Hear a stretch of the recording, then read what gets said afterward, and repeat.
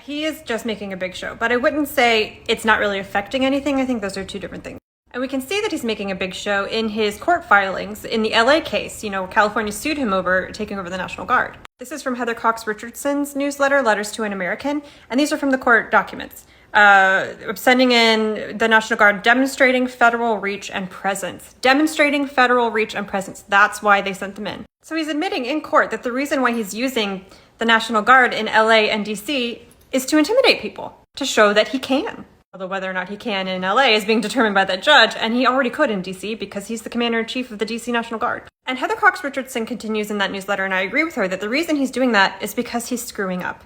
His economic policies aren't working, his immigration policies are very unpopular, he's not been able to end any of the wars that he said he was going to end, and of course, there's Epstein. And as things continue to get worse for him, which they will, because Epstein's not going away and the economy is not getting any better, he's going to continue to do these things. So when he gets up in a press conference and says, I'm going to send the FBI and the DEA or whatever into Baltimore and Chicago and all of these blue cities, we should expect him to do that. But this is functionally political retribution, because you notice he's only sending the federal agents into blue cities that did not vote for him, when in reality, the highest crime is in red states. And this is where I think it does have an effect. Well, in the first place, the Americans don't like federal agents or the military in their cities or on their streets. We fought a whole war with Britain because of that, actually. If British regulars had not occupied parts of Massachusetts, the American Revolution probably never would have popped off. And using the American military or American federal agents and law enforcement to enact political vengeance is anti-American. It's not just un-American. That is anti-American. And it sets a precedent.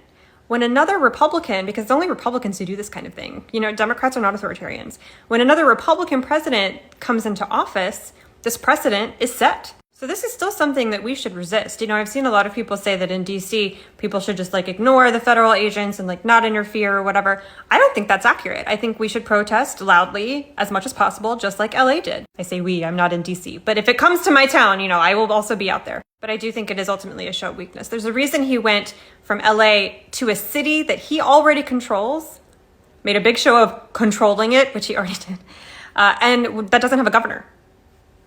No one to push back in DC.